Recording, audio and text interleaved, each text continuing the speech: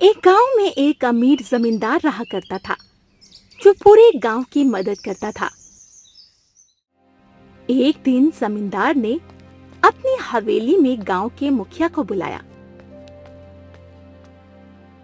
आइए मुखिया जी, आइए आइए, हवेली में आपका स्वागत है। मैं आपका ही इंतजार कर रहा था। आइए आइए आइए।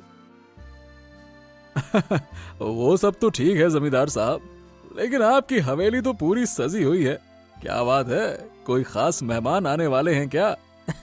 हाँ मुखिया जी, ऐसा ही समझ लीजिए, इसीलिए मैंने आपको अपनी हवेली बुलाया है। आइए। मैं आपकी बात का मतलब नहीं समझा। मुखिया जी, मुंबई शहर से मेरा बचपन का दोस्त रतन आने वाला है। वो बहुत ही अमीर और नकचढ़ा है। उसके स्वागत में किसी भी तरह की कोई कमी नहीं रहनी चाहिए, बस। तो आप मुझसे क्या चाहते हैं? मैं चाहता हूँ मुखिया जी कि आप पूरे गांव में सजावट करवाइए। उसके लिए जितना भी खर्च होगा मैं देने को तैयार हूँ। अच्छा। अरे तो चिंता मत करिए जमींदार साहब, पूरे गांव को किसी नई नवेली दुल्हन की तरह सजवा दूंगा। हैं? चलिए।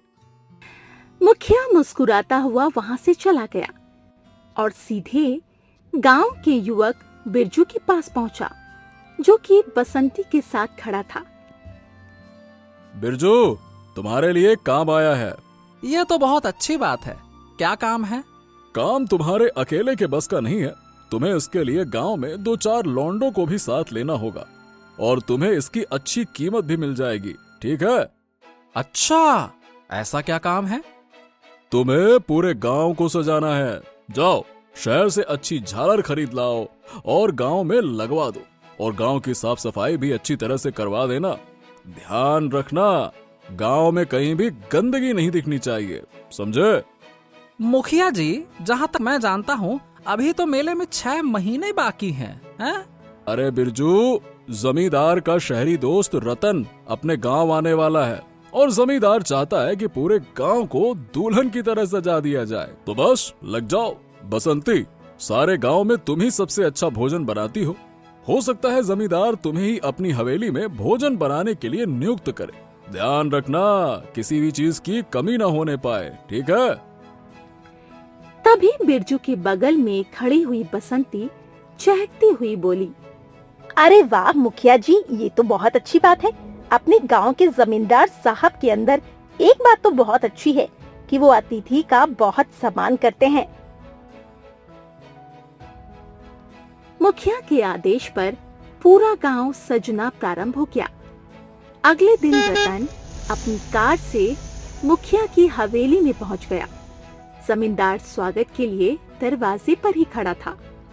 क्या बात है बिल्लू, तूने तो मेरे स्वागत के लिए पूरे गांव को ही सजवा दिया। वाह। तुम आज तक मेरे बचपन का नाम नहीं भूले। अरे बचपन, वो भी क्या दिन थे रे, जब हम दोनों शहर में एक साथ पढ़ा करते थे। चलो वो सब बातें छोड़ो, जल्दी से अंदर चलो। मैंने सारा भोजन तुम्हारी पसंद का बनवाया है, चलो। रतन जमींदार के साथ हवेली के अंदर चला गया। बिल्लू, तेरी पत्नी नजर नहीं आ रही है। बिटिया को लेकर अपने गांव गई हुई है। अरे हाँ, अब तो तुम्हारी बेटी राधा 10 वर्ष की हो चुकी होगी, है ना? हाँ रतन, तुमने सही कहा। कुछ सालों बाद अब मुझे उसके लिए अच्छा वर तलाशना होगा। भाई, शादी का टाइम भी तो आ गया है। क्या यार, तुम गांव वाले भी ना बेटिया को सही से खेलने कूदने भी नहीं देते हो। जैसे ही उसके कदम जवानी तक पहुंचते हैं, तुम्हें उसके हाथ पीले करने के विचार आने लगते हैं। क्यों? रतन की बात सुनकर जमींदार मुस्कुराने लगा। भाई, तुम्हारा गांव तो मुझे बहुत पसंद आया, लेकिन मैंने तुम्हारे गांव से सटे हुए एक सुंदर जंगल की काफी प्रशंसा सुनी है। मैं उस जंगल में घूमना चाहता हूँ, क्या बोलते हो? रतन की बात सुनकर जमींदार गहरी सोच में पड़ गया। अरे क्या हो गया, तुम तो ऐसी गहरी सोच में डूब गए हो जैसे मैंने किसी भूत बंगले का नाम ले लिया हो। क्यों? ऐसी बात नहीं है रतन। दरअसल छत्ते के जंगल के बारे में अजीबोगरीब अफवाहें मशहूर हैं। गांव के लोग वहां जाने से कतराते हैं यार। अरे यार, तुम तो जानते हो ना कि मैं इन सब बातों पर विश्वास नहीं करता हूँ यार, इसीलिए तो मैं वहां घूमने के लिए जाऊंगा। सिंपल। अरे मैं जानता हूँ कि तुम बहुत ज्यादा जिद्दी हो, नहीं मानोगे, इसीलिए मैं तुम्हें अकेले नहीं जाने दूंगा। तुम एक काम करो, हमारे गांव में बिरजू और बसंती को साथ लेते जाओ। गांव में सिर्फ वही दोनों हैं जो उस जंगल का चप्पा चप्पा जानते हैं। अगर अकेले जाओगे तो उस जादुई छत्ते के जंगल में हमेशा हमेशा के लिए खो जाओगे। रतन बिरजू और बसंती के साथ जंगल में घूमने के लिए चला गया। रतन को गए हुए कुछ देर ही हुई थी कि तभी मुखिया दौड़ता हुआ जमींदार के पास आकर बोला, अरे जमींदार साहब, ये आपने क्या किया? आपने अपने दोस्त को छत्ते के जंगल में भेज दिया है? अरे मैंने तुम्हें बताया था ना मुखिया जी कि मेरा दोस्त है बहुत ज्यादा जिद्दी। अरे वो सब तो ठीक है जमींदार साहब, लेकिन कहीं वो किसी मुसीबत में ना पड़ जाए। इसीलिए मैंने बिरजू और बसंती को भेजा है। जमींदार साहब, मुझे डर इस बात का है कि कहीं उसकी वजह से सारे गांव के लोग मुसीबत में ना पड़ जाएं। आप तो जानते ही हैं, पिछले कुछ सालों से हमारे गांव में न जाने कितने युवक और युवतियां उस छत्ते के जंगल में जाकर खो चुके हैं, जो आज तक कभी मिले नहीं। पुलिस भी वहां जाने से कतराती है, क्या ही बताऊं। चिंता मत करो मुखिया जी, मैंने बिरजू और बसंती को सब समझा दिया है कि वो जंगल में ज्यादा अंदर तक न जाएं। मुखिया वहां से चला गया। जमींदार अपनी हवेली में चिंता में बैठा हुआ था। तभी एक बूढ़ा व्यक्ति उसकी हवेली के अंदर आ गया। अरे ससुर जी, आप?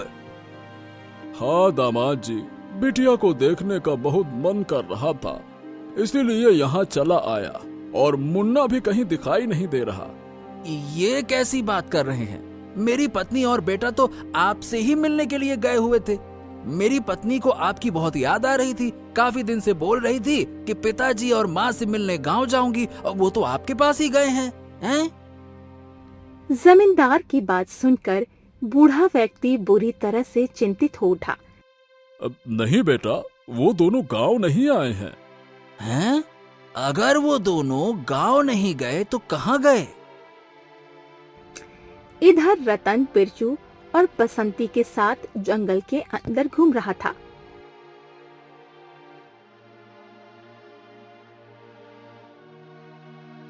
वाओ, व्हाट अ ब्यूटीफुल जंगल यार। इस जंगल को तो टूरिस्ट एरिया में आना चाहिए। जैसे जैसे अंदर जाता जा रहा हूँ, जंगल की सुंदरता तो और बढ़ती जा रही है यार। रतन जी, मेरा ख्याल है कि अब हमें घर चलना चाहिए। अरे यार, ये क्या घर चलने की बातें कर रहे हो? मेरा अभी और घूमने का मन है। यहाँ पर देखो ना, कितनी अच्छी और ताजी हवा चल रही है। वाह। इतना बोलकर रतन जंगल के अंदर की ओर बढ़ने लगा।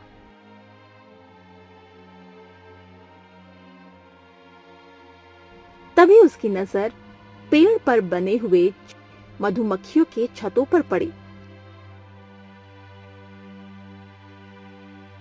ऐसा लगता है जैसे यहाँ मधुमक्खियाँ कुछ ज्यादा ही हैं।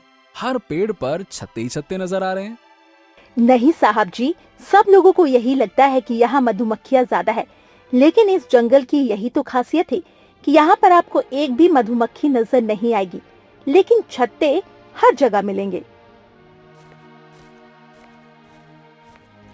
तभी रतन एक विशाल पेड़ के नीचे जाकर रुक गया और उस पेड़ की सुंदरता को निहारने लगा। अचानक उसकी नजर उस पेड़ पर बने हुए बहुत बड़े छत्ते पर पड़ी। यार, ये छत्ता तो काफी बड़ा मालूम पड़ता है। अजीब बात है, एक भी मधुमक्खी नहीं है। यहाँ से दूर चलिए बाबूजी, हमें यहाँ नहीं रुकना चाहिए। बकवास बंद करो यार। तुम गांव वाले इन छत्तों पर रिसर्च करने के बजाय इनसे डरकर भाग रहे हो। चलो देखता हूं इसमें शहद है या नहीं। इतना कहकर रतन जमीन से एक छोटा सा पत्थर का टुकड़ा उठा लेता है और बड़ी फुर्ती से उस छत्ते पर दे मारता है। ये क्या किया आपने? आपको उस छत्ते पर प्रहार नहीं करना चाहिए था। तभी उस छत्ते से एक बड़े आकार की काले रंग की मधुमक्खी रतन, बसंती और बिरजू के आसपास मंडराने लगी। अगले ही पल उस मधुमक्खी का आकार बहुत बड़ा हो गया। ये देखकर रतन और सभी बुरी तरह से घबरा गए। वो इंसानी भाषा में उन तीनों की ओर देखकर बोली, हमारे छत्ते पर किसने प्रहार किया है? ये कैसे हो सकता है यार? इस मधुमक्खी का आकार अचानक इतना बड़ा कैसे हो गया? और ये इंसानी भाषा में बात कैसे कर रही है? रतन ने इतना कहा ही था कि तभी उस मधुमक्खी की आंखों में रंग बिरंगी किरणें निकलने लगी। अगले ही पल रतन, बिरजू और बसंती गायब हो गए। कुछ सेकंड बाद उन तीनों ने अपने आप को मधुमक्खियों के छत्ते के अंदर एक सुंदर गांव में पाया। ये हम कहाँ आ गए? अच्छा, इसका मतलब बचपन से जो हम कहानी सुनते आ रहे हैं कि जंगल में मधुमक्खी के छत्ते के अंदर भी एक सुंदर राज्य है, वो कहानी सही है। बिरजू, हमने ये भी सुना है कि छत्ते के अंदर राज्य में इंसानों के लिए एक जेल भी है। तभी बहुत सारी मधुमक्खियां उन तीनों के इर्द गिर्द मंडराने लगे। उनमें से एक मधुमक्खी का आकार बहुत बड़ा हो गया और अगले ही पल वो एक सुंदर स्त्री में परिवर्तित हो गई। मैं मधुमक्खियों की रानी हूँ। ये राज्य छत्ते के अंदर बसा हुआ है और बाहर जितने भी छत्ते हैं उन सब के अंदर एक सुंदर गांव बसा है। तुम इंसानों की वजह से हमें बहुत परेशानी उठानी पड़ती है। इसकी सजा तुम्हें मिलेगी और सिर्फ तुम्हें ही नहीं बल्कि अब तुम्हारे पूरे गांव को इस मधुमक्खी के छत्ते के राज्य के अंदर एक जेल में बंद रहना होगा। उस मधुमक्खी ने इतना कहा ही था कि तभी उन तीनों ने अपने आप को एक बहुत बड़ी गुफा के अंदर पाया, जहां पर उनके गांव के काफी लोग भी बंद थे।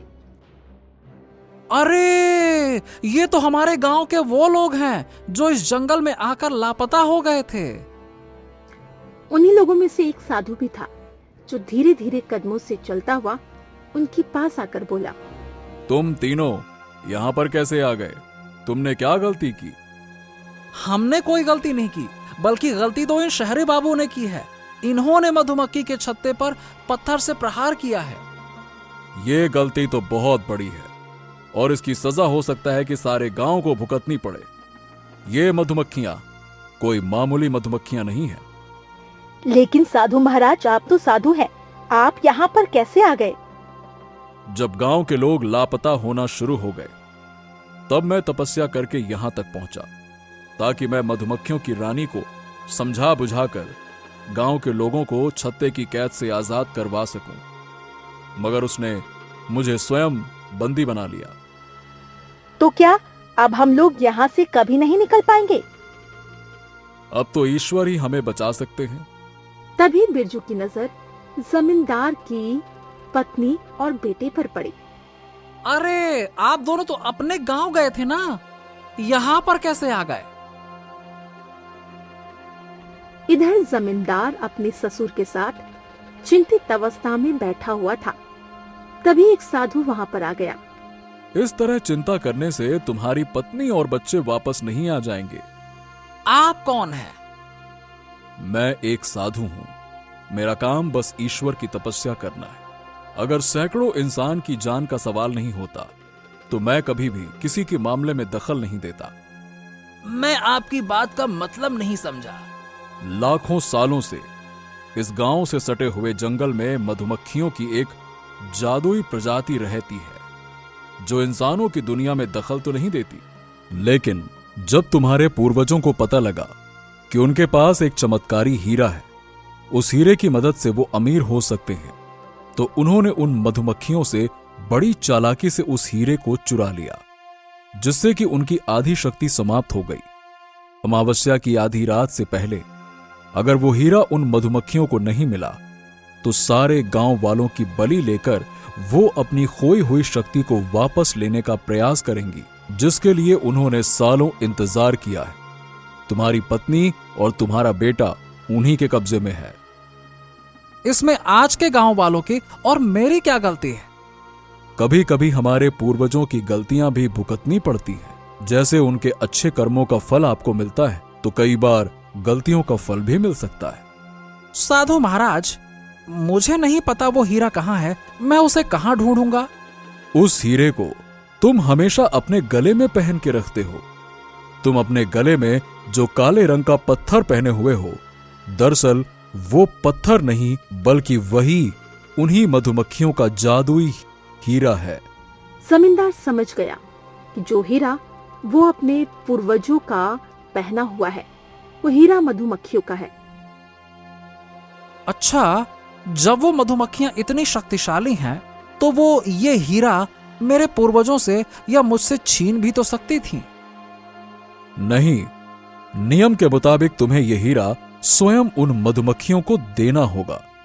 मैं उनका ये हीरा वापस देने के लिए तैयार हूं। चलो मेरे साथ। साधु और जमींदार तेज कदमों से बाहर निकल गए।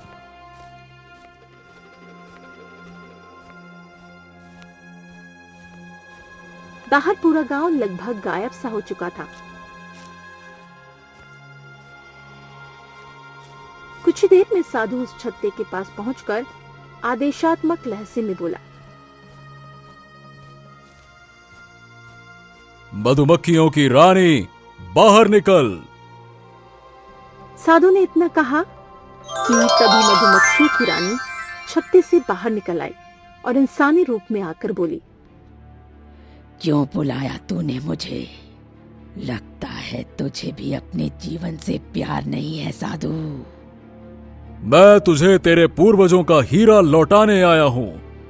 तूने जो बेकसूर मासूम इंसानों को अपने छत्ते के राज्य के अंदर बंदी बना रखा है, उन्हें आजाद कर दे।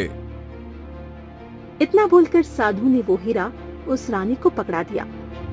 हीरा पकड़ते ही सभी मधुमक्खी के छत्ते गायब होकर और उस सुंदर रानी का चेहरा बेहद भयानक हो गया। ये क्या साधु महाराज, इसका सुंदर चेहरा तो बेहद भयानक हो गया है, बल्कि यूं कहा जाए कि ये तो एक डायन में परिवर्तित हो गया है, हैं? तुमने बिल्कुल सही कहा जमींदार। मैंने तुमसे बड़ा मूर्ख अपने जीवन में नहीं देखा। क्या मतलब? जमींदार के इतना कहते ही वो साधु एक दानव के रूप में परिवर्तित हो गया। मधुमक्खिया की रानी, जो कि एक डायन में परिवर्तित हो चुकी थी, वो हंसते हुए बोली, तुम्हारे पूर्वजों ने इस चमत्कारिक हीरे की शक्ति से हमारी पूरी प्रजाति को मधुमक्खियों के रूप में परिवर्तित कर दिया था और हम जंगल तक ही सीमित रह गए थे। हमारी सारी शक्तियां छीन ली गईं। तब से ये हीरा मेरे पास है। अब मैं इस हीरे की मदद से अपनी डायन प्रजाति की सारी शक्तियां वापस ले लूंगी और फिर से इस संसार में डायनों और दानवों का शासन हो जाएगा।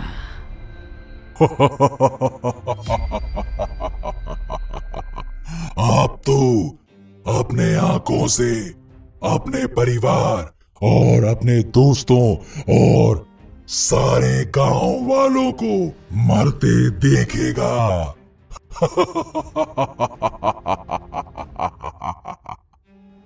तभी अचानक उसे हीरे के अंदर से प्रकाश फूट पड़ा। उस डायन के हाथ से वो हीरा गिर गया। डायन का हाथ बुरी तरह से झुलस गया। देखते ही देखते उस प्रकाश के अंदर से एक साधु निकल कर आकर बाहर खड़े हो गए और क्रोधित अवस्था में डायन से बोले, हम जानते थे कि डायनों की रानी तो एक ना एक दिन हमारी पीढ़ी में से किसी ना किसी को मूर्ख बनाकर इस हीरे को हथियाने का प्रयास करेगी। इसीलिए हमने अपनी आत्मा को इस हीरे के अंदर कैद कर रखा था। क्या मतलब? मतलब कि अब तेरा और तेरी प्रजाति का अंत निश्चित है। अचानक डायन और दानव के शरीर में आग लग गई। कुछ देर बाद जब सब सामान्य हो गया और सभी गांव वाले जमींदार के सामने थे, तब जमींदार हाथ जोड़ता हुआ उन साधुओं से बोला, क्या आप वास्तव में मेरे पूर्वज हैं?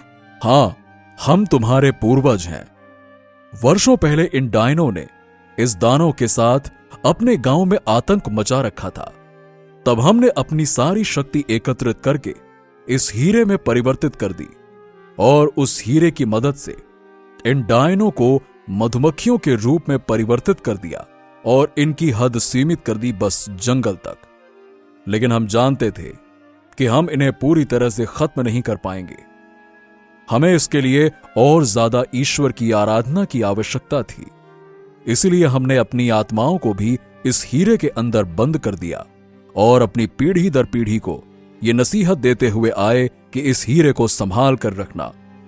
हम जानते थे कि एक ना एक दिन ऐसा जरूर आएगा और आज वो दिन आ गया। अब सब कुछ ठीक है। अब तुम सभी गांव वाले इस जंगल में आराम से घूम सकते हो, समझे? लेकिन आपने तो डायन और दानव के शरीर को ही जलाया है। बाकी सारी डायनें हैं जो मधुमक्खियों के रूप में परिवर्तित थीं, वो कहां हैं?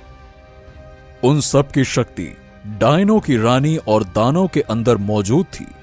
इसलिए हमने डायन और दानों को खत्म कर दिया, तो वो सब भी खत्म हो गए।